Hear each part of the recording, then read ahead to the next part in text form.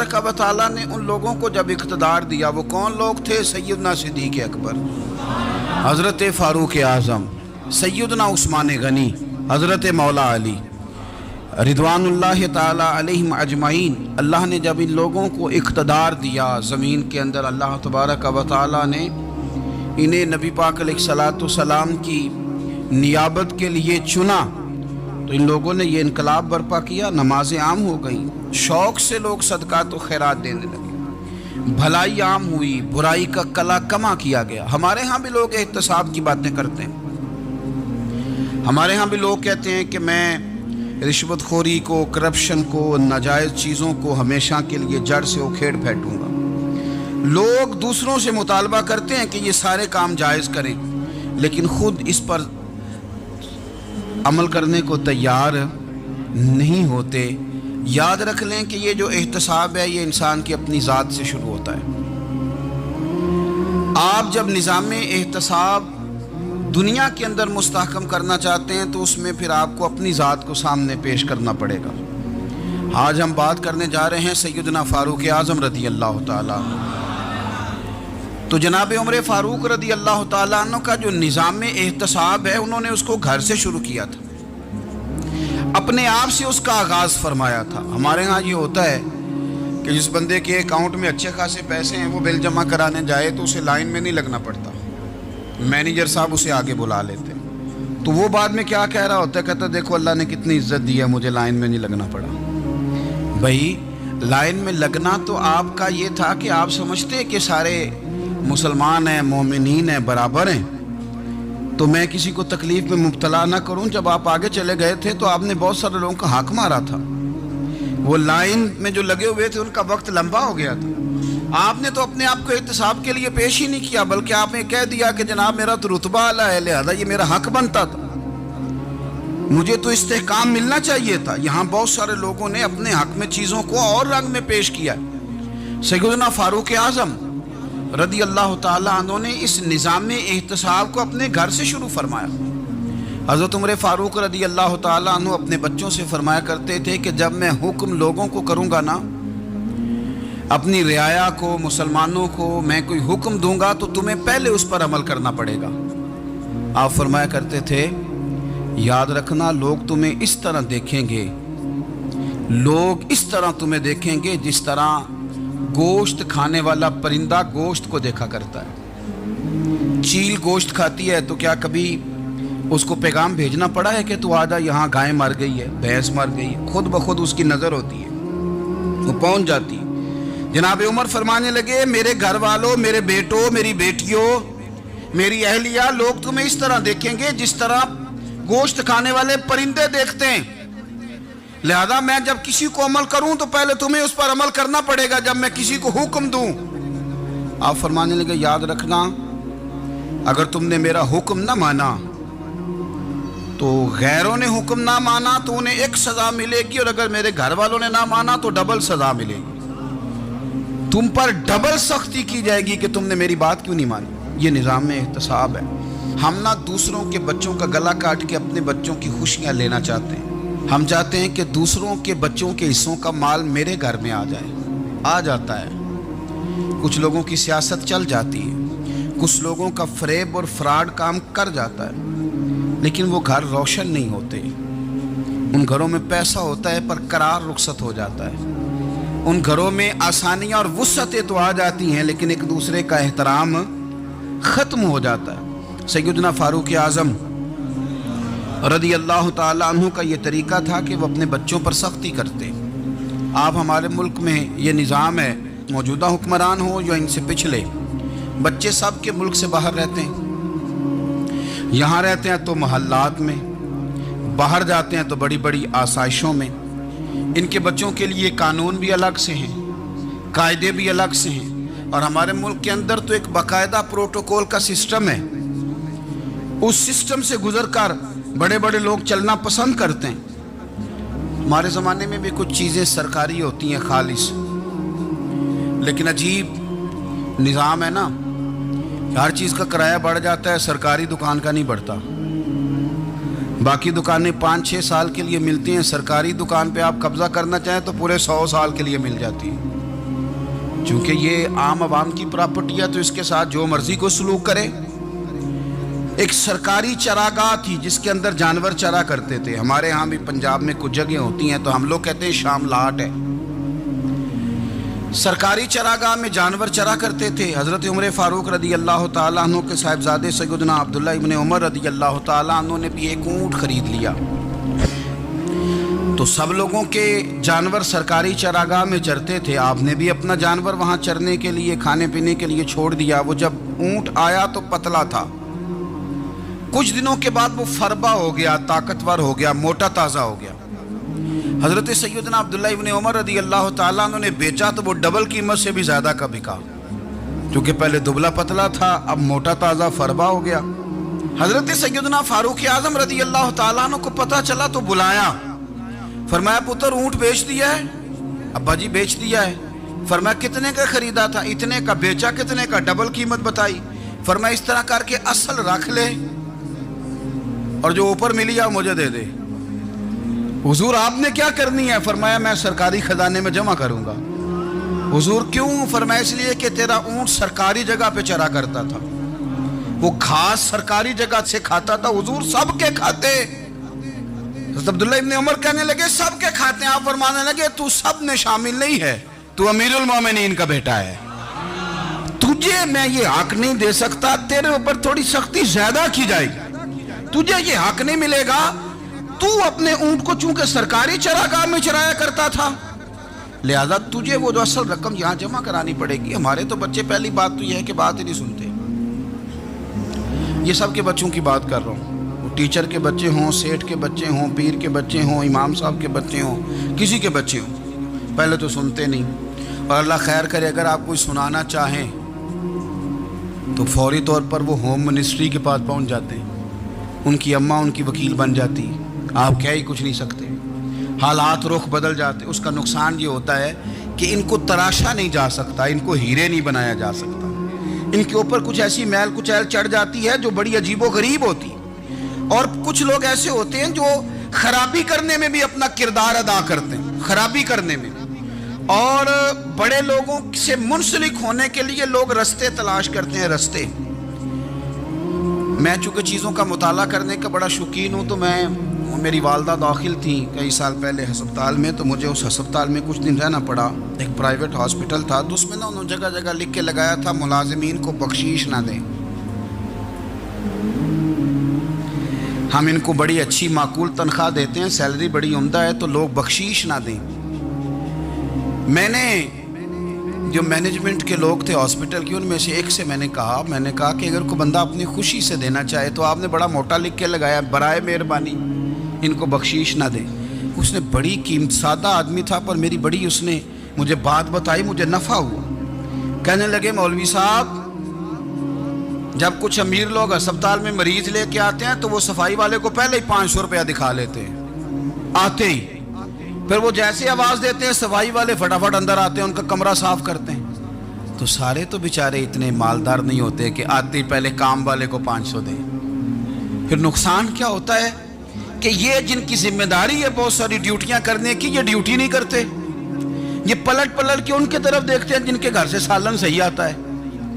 ادھر ان کی توجہ زیادہ ہو جاتی ہے, جو نوٹ ان کو زیادہ دکھاتے ہیں, جو پھل لے کے آتے ہیں تو آدھا ان کو دیتے ہیں. تو ہم یہ کہتے ہیں یہ کام ہی نہ کرو, یہ اپنی تنخواہ پہ کام کریں تاکہ ہر آنے والے کا درد سمجھیں, ہر ایک کو یکساں یہ سروسز فراہم کریں.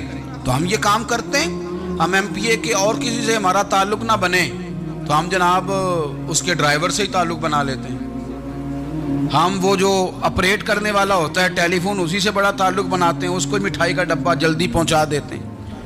تو اسی طرح سے بڑے لوگوں کی اولادوں کو بگاڑا جاتا ہے. حضرت عاصم بن عمر رضی اللہ تعالیٰ عنہ, یہ سیدنا فاروق اعظم کے بیٹے تھے, مصر گئے تو لوگوں کو پتہ چلا حضرت عمر کے بیٹے آئے. لوگوں نے تحفے دیے, بڑی بڑی چیزیں آپ کو دی, حضرت عمر کا بیٹا آیا, بڑے گفٹ دیے. تو صاحبزادے واپس آئے تو ان کے پاس بڑے تحائف تھے. سیدنا عمر فاروق رضی اللہ تعالیٰ عنہ نے دیکھا تو فرمایا ادھر لانا تحفے. کہا ابا جی لوگوں نے مجھے دیے ہیں. فرمایا تو نے کیوں بتایا تھا کہ میں امیر المومنین کا بیٹا ہوں؟ کہا حضور ان کو ویسے ہی پتہ چل گیا. فرمانے لگے پتر یہ تحفے تمہیں اس لیے ملے ہیں کہ تم امیر کے بیٹے ہو، یہ تحفے تمہارا حق نہیں، چونکہ تمہیں اس کرسی کی وجہ سے ملے ہیں اور یہ کرسی مسلمانوں کی ہے، لہذا یہ حق بھی مسلمانوں کا ہی ہے۔ یہ لا سارے مال غنیمت میں جمع کیے جائیں گے۔ آپ اپنے گھر سے جب احتساب شروع کرتے ہیں، اپنے گھر سے، اور یہ یاد رکھیں یہ جو لوگ آتے ہیں آپ کے بچوں کو نوازنے کے لیے، یہ انہیں خراب کرتے ہیں، بگاڑ پیدا کرتے ہیں، یہ عجیب و غریب سی چیزوں میں مبتلا کر دیتے ہیں، بچوں کا نقصان ہوتا ہے کل کلام۔ پھر جو شاپر اچھا لے کے آئے پیر صاحب کے بچے ذرا اس سے پیار سے ملتے ہیں، نقصان ہو جاتا ہے، یہ دستے نگر ہو جاتے ہیں، یہ لوگوں کی طرف جیتے ہیں، دوسروں پہ ڈیپینڈ کرنے لگتے ہیں۔ حضرت ابو موسیٰ اشعری رضی اللہ تعالیٰ عنہ نے پہلے تو ایک قلین بڑا سونا تھا، تو آپ نے حضرت عمر کے گھر بھیج دیا کہ چلو ان کے گھر میں ان کی اہلیہ بچھا لیں گی، کہیں سے تحفہ آیا۔ پھر وہ جس کمرے میں مال غنیمت اور خزانہ رکھا جاتا تھا اس کی صفائی کر رہے تھے تو ایک دینار مل گیا، تو وہ دینار بچے سارے جا رہے تھے، تو ان میں سے حضرت عمر کے ایک بیٹے کو چھوٹے کو بلایا اور بلا کے کہا پتر یہ دینار لے لو۔ حضرت عمر نے دیکھا کہ بیٹے کے ہاتھ میں دینار بھی ہے اور گھر میں قالین بھی ہے، ایک موقع پہ وہ قالین گیا، ایک موقع پر بچے کو ایک دینار دیا، تو حضرت عمر اپنی اہلیہ سے پوچھنے لگے یہ کہاں سے آیا قالین؟ کہا جناب ابو موسیٰ اشعری رضی اللہ تعالیٰ عنہ نے بھیجا ہے۔ بیٹے سے پوچھا دینار کہاں سے آیا؟ کہا مجھے انہوں نے ہی دیا ہے۔ آپ نے وہ دینار بھی لیا اور قالین بھی لیا اور اس کو لپیٹا، اور جناب ابو موسیٰ اشعری کو بلایا اور اتنے سخت ناراض تھے، فرمانے لگے ابو موسیٰ اشعری سے کہنا میرے پاس پیدل آئے، گھوڑے پہ نہ آئے۔ اور جب آئے حضرت ابو موسیٰ اشعری تو جناب عمر اتنے ناراض ہوئے کہ وہ قالین لپیٹ کے تو ان کے سر پہ مار دیا، فرمانے لگے پکڑو اپنا دینار، تمہیں پورے مدینے میں میرے بیٹے کے علاوہ کوئی اور نہیں ملے تھا جسے تم خراب کر سکو، میرا پتر ہی ملا تھا بگاڑنے کے، کس نے اجازت دی تم میرے بیٹے کو دینار دو؟ کیوں لائے تم میرے گھر میں قالین؟ حضرت عمر فاروق رضی اللہ تعالیٰ عنہ فرمانے لگے میں زمین پہ سونے کا عادی ہوں، زمین چٹیل بھی ہو تو رب کا بندہ بن کے سوتا ہوں تو اللہ مجھے آرام اور سکون کی نیند عطا فرما دیتا ہے، مجھے تمہارے مخملوں کی اور قالینوں کی ضرورت نہیں ہے۔ احتساب یہاں سے شروع ہوتا ہے بھائی، یہاں سے ہم نہ اپنے گھر میں بیٹھ کے مایوس باتیں کرتے ہیں، اور فلانے کے بچے کہاں پہنچ گئے، فلانے کے بعد بڑا پیسہ آ گیا، میں کچے مکان میں رہوں، میں یہ کروں، دیکھو مجھے نہیں سہولی۔ یہ تو آپ مایوسی والی باتیں کر رہے ہیں، یہ تو آپ کمزور باتیں کر رہے ہیں، یہ تو اس طرح کی باتیں تو ہارے ہوئے لوگ کرتے ہیں۔ اس طرح کا لب و لہجہ تو ان لوگوں کا ہوتا ہے جو احساس کمتری کا شکار ہوتے ہیں۔ یہ آپ نے کس طرح کا لب و لہجہ، اور اپنے بچوں کو آپ بھکاری بنا رہے ہیں تاکہ دوسروں کو دیکھ کے تو مایوس ہو جائیں۔ اٹھ باندھ کمر کیوں ڈرتا ہے، پھر دیکھو خدا کیا کرتا ہے۔ آپ کا جو احساس ہے وہ اتنا خوبصورت ہو، آپ کے لہجے کے اندر اس قدر ٹھہراؤ ہو، آپ کو اطمینان آ چکا ہو، اور آپ کے بچے کبھی بھی کمپیریزن نہ کریں اپنا کسی کے ساتھ، کبھی بھی انہیں کرنے نہ دیں۔ آپ کبھی وہ کبھی یہ بات نہ کریں کہ فلانے زیادہ اچھا کھاتے پیتے ہیں تو ہم کدھر ہیں، کرنے نہ دیں انہیں بتائیں کہ بیٹا اپنی مٹی پہ چلنے کا سلیقہ سیکھو، سنگ مرمر پہ چلو گے تو پھسل جاؤ گے۔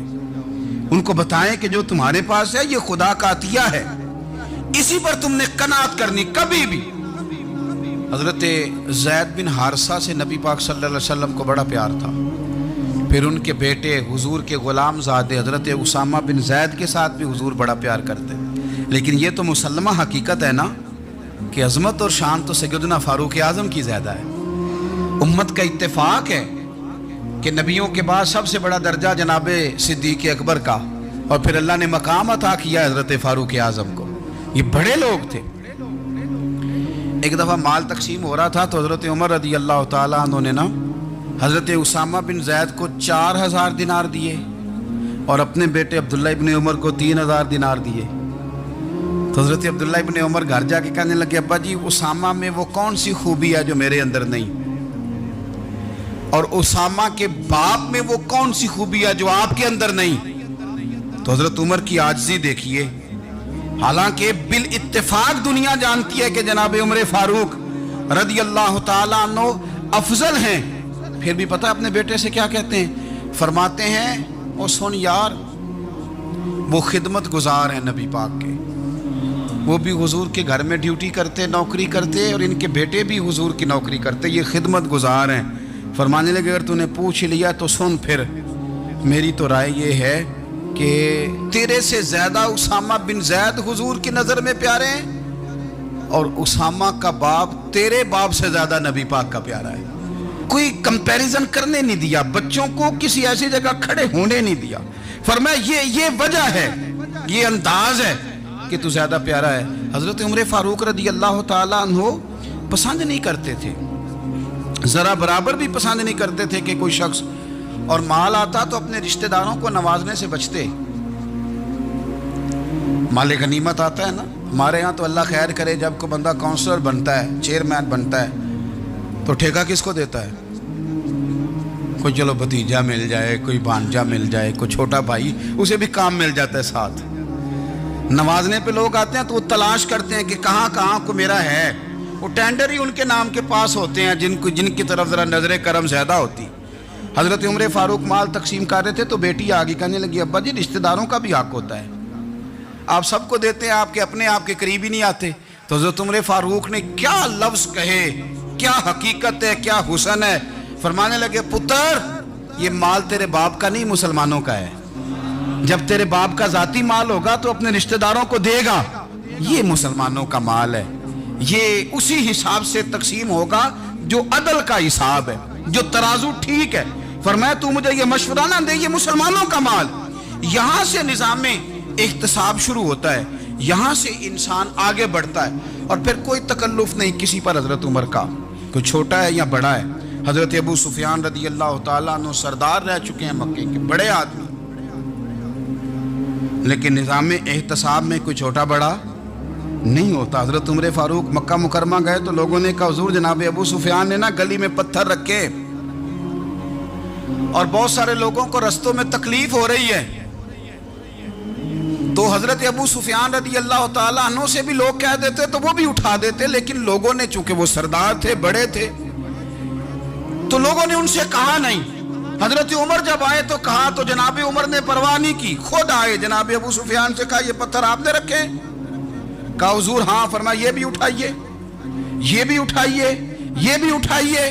جب وہ اٹھا رہے تھے تو حضرت عمر کہہ رہے تھے شکر نہیں اللہ کا کہ عمر کہہ رہے ہیں اور ابو سفیان مانتے جا رہے ہیں، شکر نہیں۔ یہ نظام احتساب ہے کہ بڑا ہو یا چھوٹا ہو، اس کو یہ حق حاصل نہیں ہے کہ مسلمانوں کو وہ کسی تکلیف میں کسی بھی صورت میں مبتلا کرے، کہیں بھی کسی جگہ بھی، اس کو یہ والی اجازت نہیں۔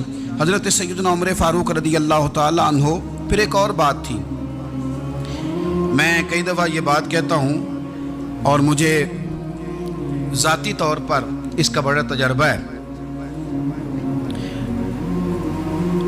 کچھ لوگ نا خوشامد پسند ہو جاتے ہیں، بڑی عمدہ تعریف کرتے ہیں، اوئے ہوئے ہو پول باندھتے ہیں پورے، آپ کے پاس آئیں گے تو کہیں گے جناب آپ سے زیادہ اچھا بندہ ہی کوئی نہیں، تو وہ نا آپ سے کام نکلواتے ہیں۔ پھر وہ کسی دوسرے کے پاس جاتے ہیں تو اسی طرح کا رویہ وہ دوسروں کے ساتھ کرتے ہیں۔ یہ عام لوگوں میں بھی مرض ہوتا ہے، عام لوگوں میں بھی۔ اور بادشاہ ہو بندہ اگر، پھر تو اس کا دل کرتا ہے میں اگر بادشاہ سلامت ہوں تو دو چار بندے دیہڑی پہ رکھ لوں پر میری تعریف ضرور کریں۔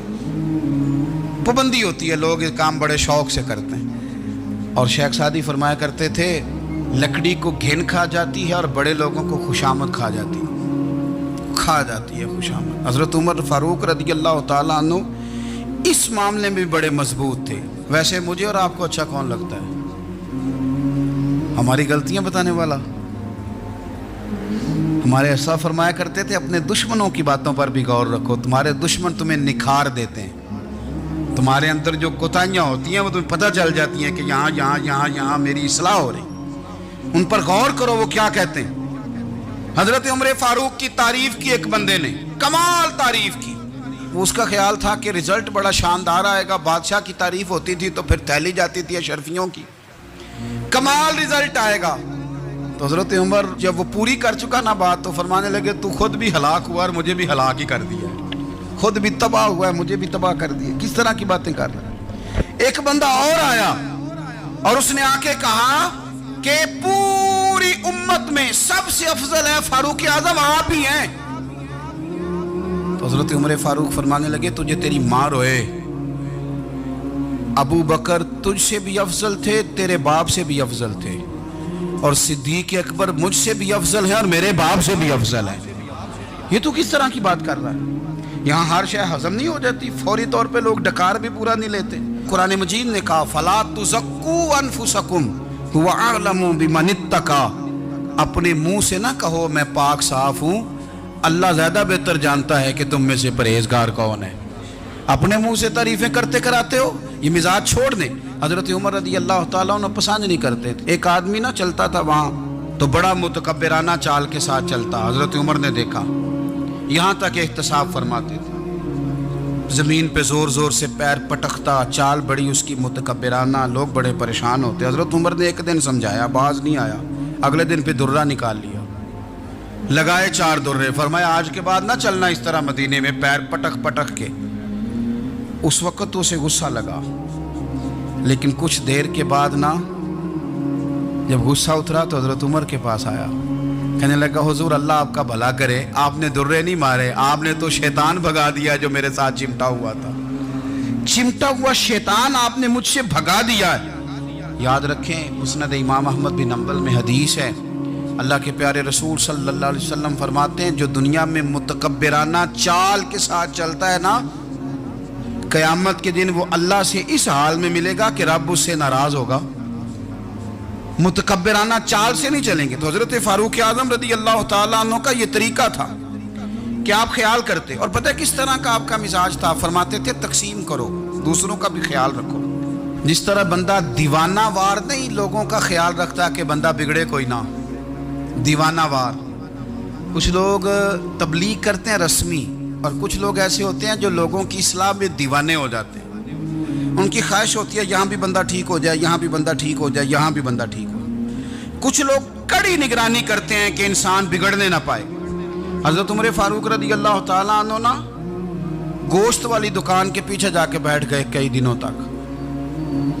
وہ کہنے لگا حضور یہاں کیا ہے؟ فرمایا تو اپنا کام کرنا، گوشت والی دکان پہ بیٹھے، کام کر اپنا، نگرانی کرنے لگے حضرت عمر۔ پھر آپ نے نا وہ بندے پکڑ لیے، کون؟ جو 2 دن مسلسل گوشت خریدنے آئے، پکڑ کے کھڑا کر لیا، فرمایا تو کل بھی گوشت لینے آیا تھا؟ حضور ہاں۔ فرمایا آج پھر کھائے گا؟ حضور جی۔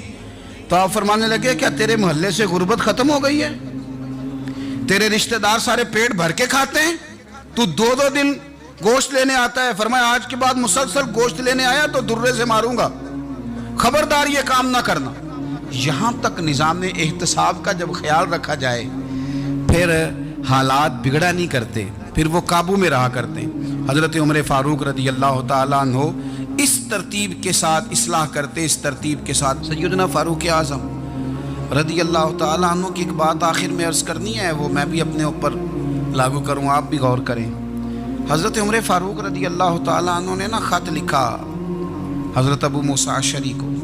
آپ فرمانے لگے یاد رکھنا جو گورنر، جو امیر اپنے رب کریم کی فرما برداری کرتا رہتا ہے نا، اس کی رعایا بھی اس کی فرما برداری کرتی ہے، اور جو لوگ اپنے رب کریم کی فرما برداری چھوڑ دیتے ہیں پھر جنہوں نے ان کی فرما برداری کرنی ہوتی ہے وہ ان کی فرما برداری چھوڑ دیتے ہیں۔ آپ نے سپہ سالاروں کو خط لکھے تھے، فوج کے جو جرنیل تھے، کمانڈو تھے، ان کو خط لکھے تھے، فرمایا جو سپاہی نماز نہیں پڑھتا اسے فوج سے نکال دو، اور ساتھ لکھا تھا یاد رکھو جو رب کا وفادار نہیں وہ ہمارا کیسے ہو سکتا ہے، نکال دو ان لوگوں کو، فوج سے الگ کر دو۔ ہم آج جو بے پناہ پریشان ہیں کہ ہمارے بچے بات نہیں مانتے، شاگرد بات نہیں مانتے، ہم شکوے کرتے ہیں، بے ادبی بڑھ گئی۔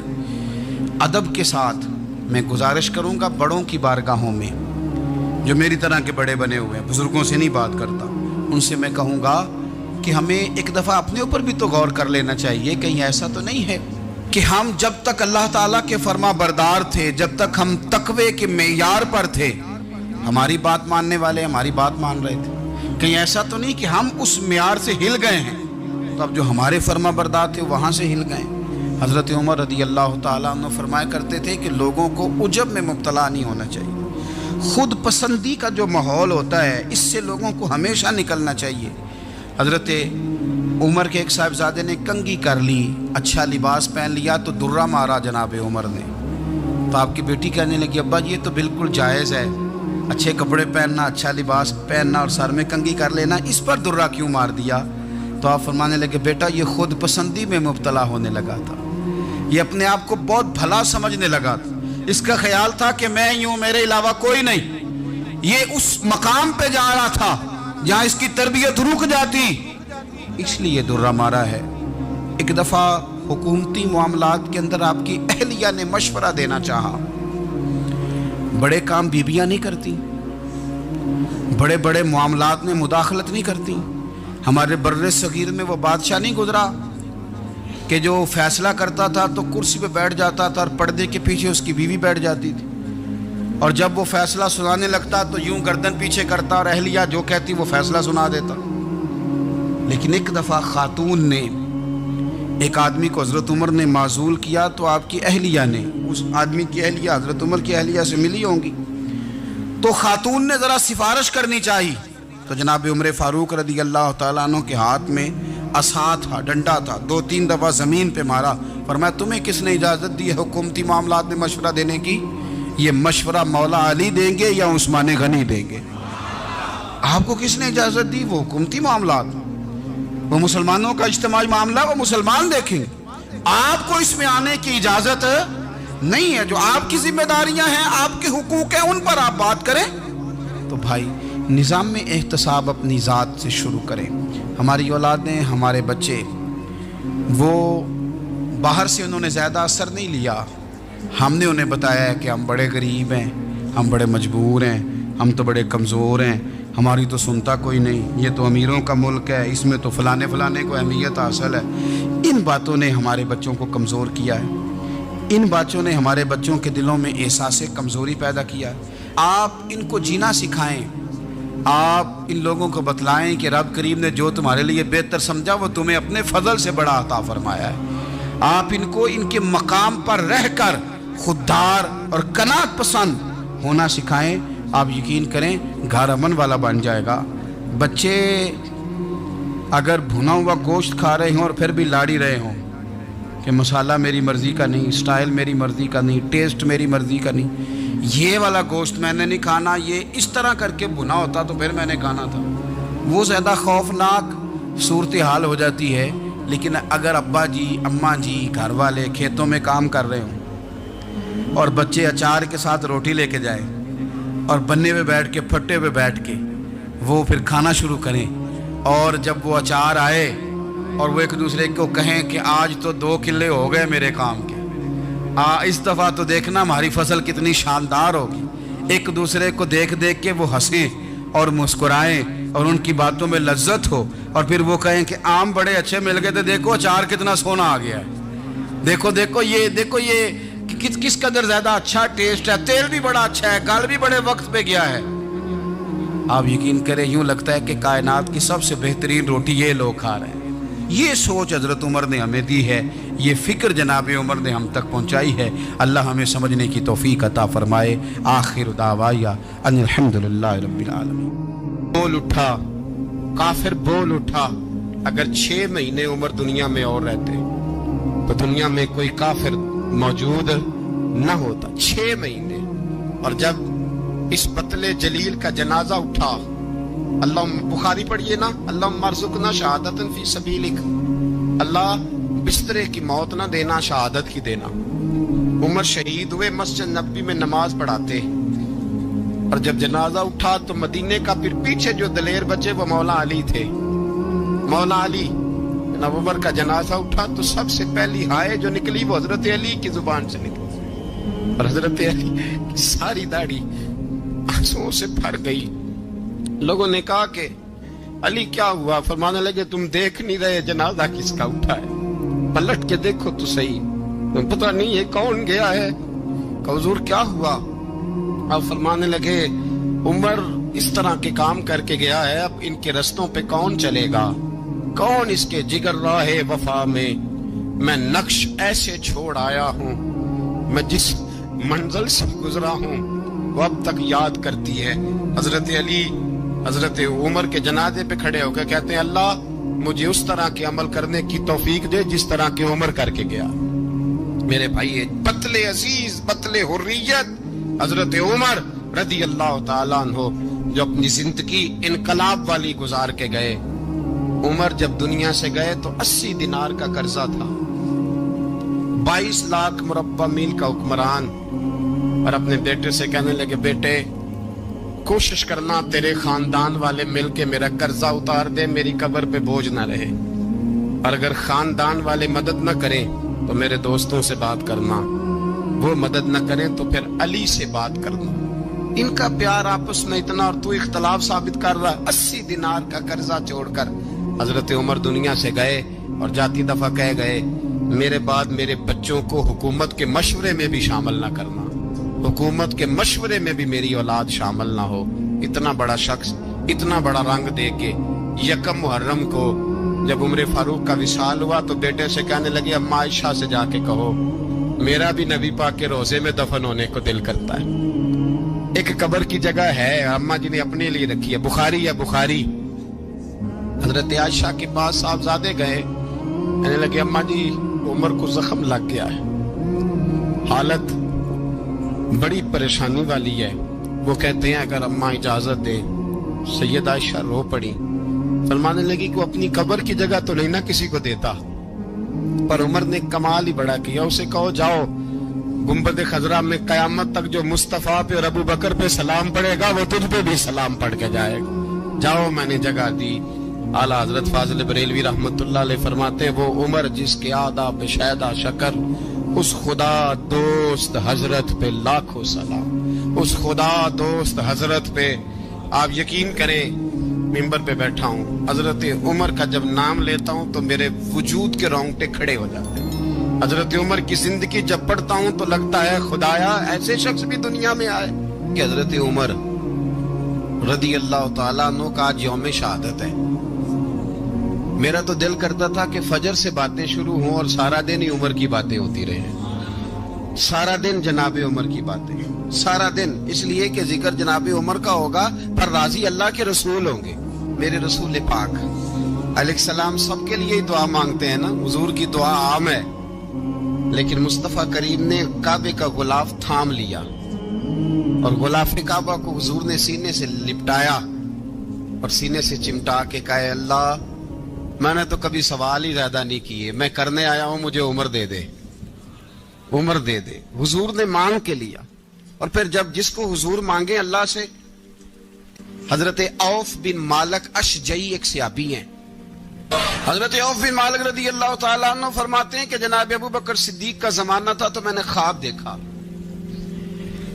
میں نے خواب میں جناب عمر کو دیکھا، اور میں نے دیکھا کہ کوئی کہنے والا کہہ رہا ہے کہ عمر وہ ہے کہ اللہ کے رستے میں کوئی اسے جتنا مرضی برا بھلا کہے یہ پرواہ نہیں کرتا۔ کس کے رستے میں؟ بولے سارے۔ اس کا مطلب ہے اللہ کے رستے میں لوگ برا بھلا بھی، قرآن مجید نے کہا وَلَا يَخَافُونَ لَوْمَةَ لَائِمٍ، کچھ لوگ ایسے ہیں جو برا بھلا کہنے والوں کی لوگ پرواہ نہیں کرتے۔ اور دوسری بات میں نے یہ دیکھی کہ عمر خلیفہ بنے گا، اور تیسری بات میں نے خواب میں یہ دیکھی کہ عمر شہید بھی کیا جائے گا، عمر شہید بھی ہوگا۔ یہ میں نے 3 باتیں خواب میں دیکھی۔ فرماتے ہیں میں نے آ کے خواب حضرت ابو بکر صدیق کو سنائی، وہ خلیفہ تھے، وہ کہنے لگے ٹھہر جا میں عمر کو بلاتا ہوں، اس کے سامنے دوبارہ سنانا، اس کے سامنے۔ فرماتے ہیں میں نے بلایا حضرت عمر فاروق کو، آ کے بیٹھے، خواب شروع ہوا، کہا ایک بات تو میں نے یہ دیکھی کہ آپ ملامت کرنے والے کی پرواہ نہیں کرتے، دوسرا آپ خلیفہ بنے گے۔ جناب عمر کہنے لگے چپ کر، ابو بکر کے سامنے ہی کہہ رہا ہے، چپ کر، خلیفہ کے سامنے ہی کہہ رہا ہے۔ تو حضرت ابو بکر صدیق کہنے لگے عمر اسے کہنے دو، مجھے لگتا ہے رب کی رضا یہی ہے کہ میرے بعد اگر مصطفیٰ کا منبر ملے تو عمر کو ملے، اسے کہنے دو، کہنے دو۔ حضرت عمر رضی اللہ تعالیٰ عنہ کو تیسری بات کہی، حضرت عوف بن مالک نے کہا آپ شہید کیے جائیں گے، میں نے خواب دیکھی ہے۔ نیک لوگوں کے خواب بڑی حد تک سچے ہوتے ہیں، کہا میں نے خواب دیکھی ہے۔ تو حضرت عمر کہنے لگے شہید تو دلیر لوگ ہوتے ہیں، شہید تو دلیر، جسے سارا زمانہ دلیر کہہ رہا ہے وہ اپنے بارے میں کیا کہہ رہے ہیں؟ کہتے ہیں شہید تو بتلے میں تو کاہل سا آدمی ہوں, سست آدمی ہوں, میں تو اتنا کام ہی نہیں کرتا, تو یہ خواب تو نے جو دیکھا ہے نا پھر سے دیکھنا. تو ابو بکر صدیق فرمانے لگے عاجزی نہ کر, انکساری نہ کر, تو جو کہہ رہا ہے ٹھیک کہہ رہا ہے, لیکن مجھے سن کے شکر بھی ہوا ہے اور افسوس بھی ہوا ہے. افسوس اس بات کا کہ تیرے جیسا بتلے عظیم چلا جائے گا, اور شکر اس بات کا کہ رب تجھے زندگی بھی اعزاز والی دے گا, اور شہادت کی موت دے کے اللہ تجھے موت بھی عزت والی عطا فرمائے گا. اللہ موت بھی تجھے عزت والی دے گا, تجھے کاہلوں جیسی موت اللہ. حضرت فاروق اعظم رضی اللہ, او بھائی یہاں تو اس زمانے کا سب سے بڑا مسئلہ پروٹوکول ہے. ہم چھوٹے طبقے سے لے کر بڑے سارے پروٹوکول کے قائل ہیں, پر حضرت عمر رضی اللہ تعالی, حضرت عمر کی سادگی اور پھر جناب عمر کی عاجزی, جب انسان اپنے اوپر سوار کر لیتا ہے نا, سوار کر لیتا ہے, میں بدکار پرانا خادم, کسے در ملی نٹ ہوئی, تے واصف یار نے نظر جو کیتی تے واصف ہی ہو. میں اکثر سوچتا ہوں حضور نے جہاں بھی کہا نا, فرمایا میرے بعد نبی ہوتے تو خطاب کے بیٹے عمر ہوتے. حضور نے فرمایا عمر جس رستے سے جاتا ہے شیطان وہ رستہ بدل جاتا ہے. نبی پاک صلی اللہ علیہ وسلم نے فرمایا میرا عمر وہ ہے کہ اس کی زبان پر حق جاری ہے. حضور علیہ السلام نے فرمایا 950 سال حضرت جبریل میرے عمر کی شان بیان کریں تو ان کی عظمت ختم نہیں ہوتی. 950 سال جبریل عظمت بیان کرے تو ختم نہیں ہوتی. یہ بات ہے حضرت عمر کی, اور فرمایا عمر ابو بکر کی نیکیوں میں سے ایک نیکی ہے. یہ شان ہے اب عمر فاروق رضی اللہ تعالیٰ عنہ کی. حضور نے فرمایا میرے بعد نبی ہوتے تو عمر ہوتے, جس گلی سے عمر آئے شیطان رستہ بدل جائے. میرے عمر فاروق کی شان 950 سال بیان ہو تو ختم نہ ہو. عمر کی زبان پر اللہ حق بیان کرتا ہے, جو عمر کہتا ہے وہی رب کر دیتا ہے. حضور ساری زندگی فضیلتیں بیان کرتے رہے, عمر جواب میں کیا کہتے ہیں؟ کوئی بتائے نا کہ یہ والی حدیثیں کبھی عمر نے بھی روایت کی ہوں کہ حضور نے میرے بارے میں یہ کہا ہے. یہ روایتیں وہ روایت نہیں کرتے. ان سے جب لوگ کہتے عمر تیری بڑی بات ہے تو عمر رو پڑتے, کہتے میں تو اونٹ چرانے والے باپ کا بیٹا ہوں, میں تو اونٹ چرانے والے باپ کا بیٹا, اونٹ چرا. اس سے آگے عمر گئے ہی نہیں ساری زندگی, اس سے آگے لفظ ہی نہیں ادا کی. اور میں تو بھائی اونٹ چرانے والا, میرا باپ تو اونٹ چرایا کرتا تھا, 10 اونٹ تھے, میری ڈیوٹی ہوتی تھی, سنبھالے نہیں جاتے تھے, ابا ڈنڈوں سے مارتا تھا. ساری زندگی عمر حج کرنے گئے, ایک خشک تنا کھجور کا عمر فاروق رضی اللہ تعالیٰ عنہ نے اس کو اپنے کلاوے میں لیا, رونے لگے. لوگوں نے کہا عمر کیا ہوا؟ فرمانے لگے یہاں میں اونٹ چرایا کرتا تھا, یہاں میں اونٹ چراتا تھا, 10 اونٹ سنبھالے نہیں جاتے تھے. دیکھو رسول اللہ کی شان, آج ساری امت چلانے کا طریقہ عطا فرما دیا ہے. ساری نظریے سے پیار. یار پیسہ کس کو برا لگتا ہے؟ سارے صحابہ مل کے آئے, کہنے لگے عمر فاروق سے کہنا ہے نبی پاک کے زمانے میں تو ظاہراً غربت تھی, ابو بکر کے دور میں بھی غربت تھی, اب تو بڑا محال ہے. عمر سے سفارش کرو کہ عمر نیا کرتا پہنا کرے. ملکوں کے سفیر آتے, عمر وہی پھٹی پرانی چادر اوڑھ کے اور وہی کئی جگہ پہ پیوند لگے سوٹ پہن کے سفیروں کے سامنے بیٹھ جاتا ہے. عمر کو مشورہ دو, طے ہو گئی بات. سب نے جب مشورہ دے لیا تو سارے کہنے لگے یہ بتاؤ شیر کی مونچھ کو ہاتھ کون لگائے گا؟ کہنا کس نے ہے؟ بندہ بھی تو ڈھونڈو نا. نے کہا جناب میرا یہ خیال ہے کہ مولا علی شیر خدا کہیں گے, کیونکہ جس شخص کی عمر کو سب سے زیادہ حیا کرتے دیکھا وہ شیر خدا مولا علی ہے رضی اللہ تعالی علی کہیں گے. اس لیے کہ جناب علی تو کئی دفعہ جب گفتگو کرتے تھے تو حضرت عمر چپ کر جاتے تھے اور فرماتے تھے علی نہ ہوتا تو میں ہلاک ہو جاتا. تو کہا علی سے کہو. جناب علی شیر خدا کو بلایا, کس کام کے لیے جی؟ اللہ اکبر. یہ ذرا اپنے اس دور پہ اس بات کو ذرا لاکا جناب ان سے کہیں کہ زیادہ نہیں, ایک کرتا نیا پہن لے. سفیر آتے ہیں, وزیر آتے ہیں تو ایک کرتا نیا پہن لے. حضرت علی کو بلایا, آپ فرمانے لگے کوئی اور بات ہوتی تو میں کہہ دیتا, یہ والی میں نہیں کہہ سکتا. کوئی اور ہوتی تو میں عمر کو کئی دفعہ کہہ دیتا ہوں, جلال میں بھی تو سن, یہ والی میں نہیں کہہ سکتا. میں تمہیں ایک مشورہ دیتا ہوں. کہ وہ کیا؟ کہنے لگے سیدہ عائشہ صدیقہ سے کہو، وہ مومنوں کی ماں ہیں، عمر ٹالے گا نہیں. اماں جی سے جا کے کہا اماں جی نیا کرتا عمر سے کہیں پہن لیں، وزیر آتے ہیں بڑے بڑے لوگ، تو چلو کوئی حرج نہیں. اللہ تعالیٰ نے ارشاد فرمایا کہ الذی خلق الموت والحیات لیبلوکم ایکم احسن عملا. فرمایا ہم نے موت اور حیات کو اس لیے پیدا کیا ہے تاکہ پتہ چلے تم میں اچھے کام کون کرتا ہے،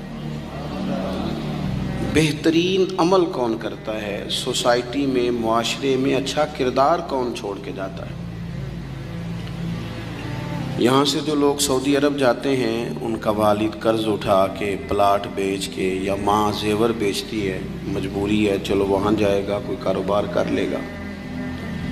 لیکن بندہ یہاں سے اتنی مجبوری کے بعد وہاں جائے اور وہاں جا کے وہ بالکل فارغ بیٹھا رہے،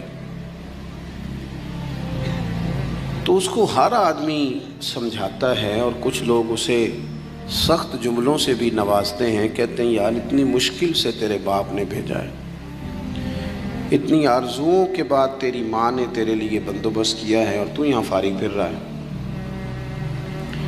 آپ نے دیکھا ہوگا کہ جو لوگ اسکول کالج میں پڑھتے ہیں اور ماں باپ غریب ہوتے ہیں تو ان کے اساتذہ جب انہیں سمجھاتے ہیں تو ساتھ یہ بھی کہتے ہیں کہ یار دیکھ تیرا ابا کتنی مشکل سے تیرے خرچ پورے کرتا ہے.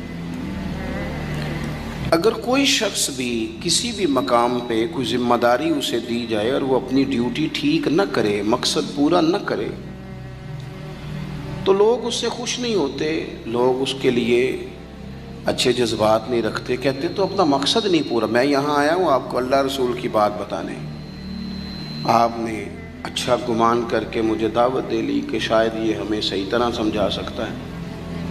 اب میں یہاں آ کے آپ کو اللہ رسول کی بات بتاؤں ہی کوئی نہ، تو آپ کہیں گے میاں آپ کو تو بلایا تھا کہ آپ ہمیں کوئی سمجھا دیں، کوئی نصیحت کر دیں، تو آپ تو ادھر ادھر کی ہانک کے چلے گئے. قبول نہیں کریں گے لوگ. مقصد کو سمجھنا چاہیے. رزق ضرور کمائیں، بڑی اچھی بات ہے، نکاح، بچے، گھر، برادری، قبیلہ، یہ ساری چیزیں ضمن ہیں، ذیل ہیں. اصل کیا ہے؟ ایکم احسن عملا.